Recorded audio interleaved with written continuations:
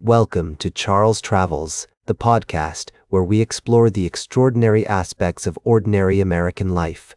I'm your host, Charles, and I'm delighted to have you join me on this journey today. As we travel through the stories that shape our world, we often find ourselves pondering the simplest of questions, like what to do with clothes that are no longer wearable. It's a dilemma many of us face, standing in front of our closets, wondering where those gently used but slightly worn items should end up. Today, we're going to talk about sustainable ways to repurpose or dispose of clothing that's beyond its prime. You see, most of us know the best way to give new life to our gently used clothes is by donating them. But what about undergarments, or those favorite jeans that have seen better days? Sadly, tons of clothing end up in landfills because they're damaged, stained, or simply unsellable. As the first traveled through the heart of America, speaking with individuals passionate about reducing waste and living more sustainably, I discovered a myriad of creative solutions to this problem. For instance, repairing worn clothing can extend its lifespan significantly.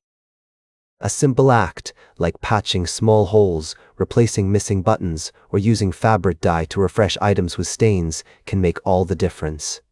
There are even decorative methods, such as sashiko stitching, that transform repairs into wearable art. Another practical approach is upcycling old clothes into household cleaning supplies, similar to the Japanese tradition of zokin, where worn fabric is repurposed as reusable cleaning cloths. Old cotton t-shirts and towels can become durable cleaning rags, while softer fabrics work perfectly as dusting cloths or even DIY mop pads. For clothing that's too worn to donate or reuse, textile recycling programs offer a viable solution. These programs break down old fabrics into raw fibers, which are then repurposed into products like insulation, industrial wiping cloths, or carpet padding. Checking locally for such programs or designated drop-off locations is a great place to start. Some retailers also run take-back initiatives, accepting used gear and clothing for recycling. As we navigate the complexities of sustainable living, it's heartening to see communities come together to find innovative solutions to what might seem like insignificant problems at first glance.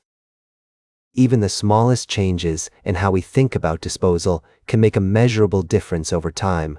So, as you consider your own closet and the items that may be nearing the end of their wearable life, remember that there are alternatives to simply throwing them away. Whether through repair, upcycling, or recycling, each choice contributes to a broader movement towards reducing waste and embracing sustainability. We'll be right back with more fascinating travel adventures on Charles Travels. Welcome back to Charles Travels, where we explore the heart of America and the people who make it tick.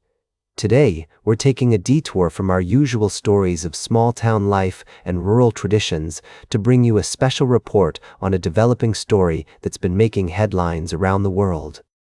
As the first speak, the news is still unfolding, but I want to share with you what we know so far about the rescue mission for a downed U.S. service member in Iran. According to reports from The Hill, Israeli Prime Minister Benjamin Netanyahu spoke with President Trump on Sunday, congratulating him on the bold decision and perfectly executed American mission to rescue the downed pilot from enemy territory. This is a story that's still developing, but it's clear that the situation is complex and involves multiple countries. As we try to make sense of this story, I'm reminded of the sacrifices that our service members make every day, often in far-flung corners of the world. It's a sobering reminder of the risks they take and the bravery they show in the face of danger. And it's also a testament to the skill and professionalism of our military personnel, who work tirelessly behind the scenes to bring their comrades home safely. But as we follow this story, I'm also struck by the larger context in which it's playing out. The tensions between the US and Iran are well documented, and this incident has the potential to escalate into something much bigger. As a journalist, I'm drawn to the human side of this story. The pilot who was downed, the families who are waiting anxiously for news, the diplomats who are working behind the scenes to try to resolve the situation peacefully. As we navigate this complex and rapidly changing landscape, I want to take a step back and reflect on what this story tells us about America's place in the world. We're a nation that values courage, resilience, and determination, qualities that are embodied by our service members and their families. And yet, we're also a nation that's grappling with its role in the world, trying to balance our own interests with the need to work with other countries to address common challenges. As the situation continues to unfold, I want to encourage you to stay informed, to seek out multiple sources of information, and to think critically about what you're hearing. It's a challenging time, but it's also an opportunity for us to come together as a nation and to support our service members and their families. Welcome back to Charles Travels. As we near the end of our journey today, I want to take you to the heart of America's political landscape.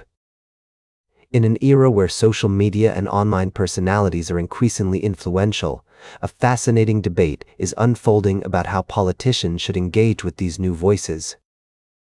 Ro Khanna, a Democrat from California, has been making waves with his assertion that not engaging with popular figures like Hassan Piker, a left-wing commentator on Twitch, could cost the party future elections. This argument strikes at the core of how politics is evolving in the digital age and raises important questions about outreach, engagement, and the future of political discourse.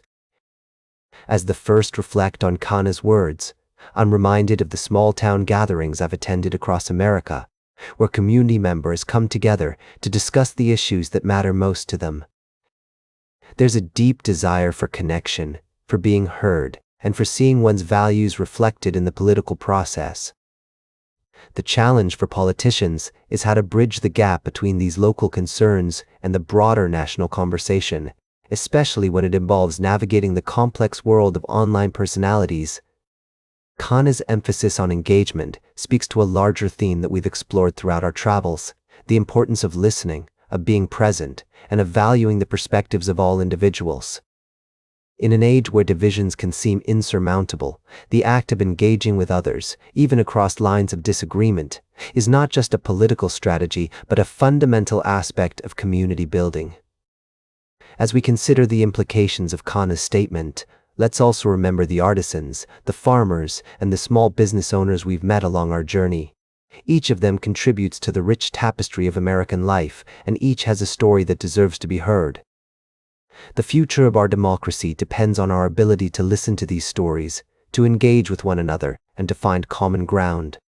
So as we close this episode of Charles Travels, I invite you to reflect on the power of engagement, not just in politics, but in all aspects of life.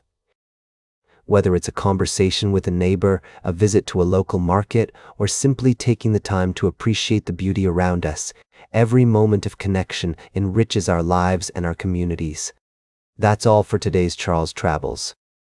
Remember to like, share, and subscribe, and until next time, keep on traveling.